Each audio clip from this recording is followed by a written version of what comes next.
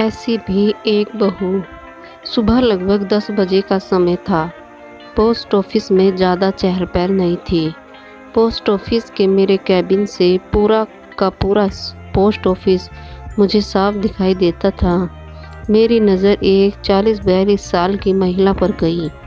दिखने में सीधी सादी, मेकअप रहित, प्रभावशाली व्यक्तित्व वाली, पहनावे से मध्यम वर्गीय लग रही थी।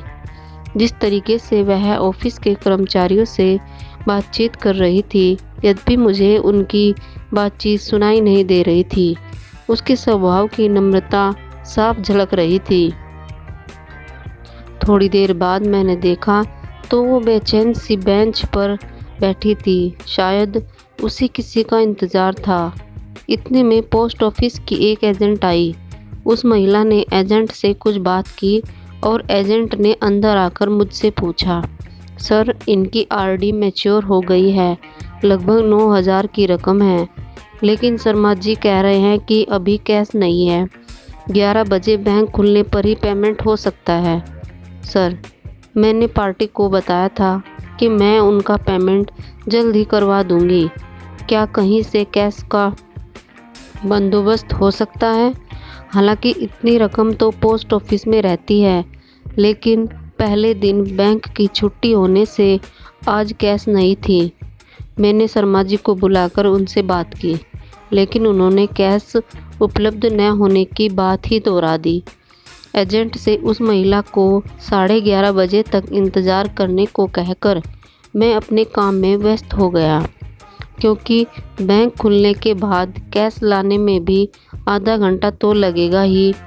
थोड़ी देर बाद मैंने देखा कि एजेंट तो जा चुकी है और वो महिला बड़ी बेसब्री से कैश लाने वाले लड़के का इंतज़ार कर रही है। 11:35 को वो महिला लगभग रुआंसी होकर मेरे कैबिन में आकर कहने लगी, सर, मेरी बुजुर्ग सास, जो कि 85 साल की है, उनके खाने का समय हो रहा है। मुझे उन्हें समय पर खाना खिलाना है। कैश आने में कितना समय लगेगा? अब लड़का आता ही होगा। उसे देखकर सहज ही अनुमान लगाया जा सकता था कि उसके लिए एक एक मिनट कितना महत्वपूर्ण है। मैंने किसी बहू को सास को वक्त पर खाना खिलाने के लिए इतना व्यग्र होते पहली बार देखा था।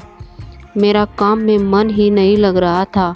पूरा ध्यान उस महिला पर ही केंद्रित था। उसकी बेचैनी मुझसे देखी नहीं जा रही थी। सच बताऊं, यदि उस वक्त मेरे पास पैसे होते तो मैं खुद उसे अपने पैसे देकर वक्त पर रवाना कर देता। कैश आने पर मैं अपने पैसे ले लेता, लेकिन हाय रे किस्मत, मेरे पास भी इतने पैसे न थे। मैंने उसे बुलाकर कहा, आप यहाँ पर हस्ताक्षर कर दीजिए ताकि कैश आने पर आपका उतना वक्त भी बचे। उसने हस्ताक्षर कर दिए और बेंच पर जाकर बैठ गई। 11:45 हो गई, लेकिन लड़का नहीं आया। अब उसका धैर्य जवाब देने लगा। वो मेरे पास आकर कहने लगी, सर, मैं अब और इंतज़ार नहीं कर सकती। मेरा घर भी दूर है, खाना बनाने में भी वक्त लगेगा। मैं कल आकर कैश ले जाऊंगी। देखिए, आपने फार्म पर हस्ताक्षर कर दिए हैं, इसका मतलब है कि आपको कैश मिल गई है। अतः कैश तो आपको अभी ही ले जानी होगी। अब वो कुछ ज़्यादा ही परेशान हो गई। 11:55 हो गई।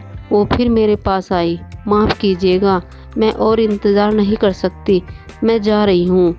मुझे मेरी सास को वक्त पर खाना खिलाना है, चाहे इसके लिए मेरा इतने रुपयों का नुकसान ही क्यों न हो जाए। और वो सचमुच में चली गई। मैं और मेरा पूरा स्टाफ भौचक्का होकर उसे जाते हुए देखता रह गया।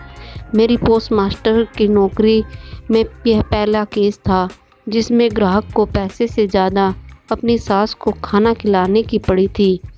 एक मध्यम वर्गीय बहू जिसके लिए 9,000 रुपये बहुत मायने रखते हैं।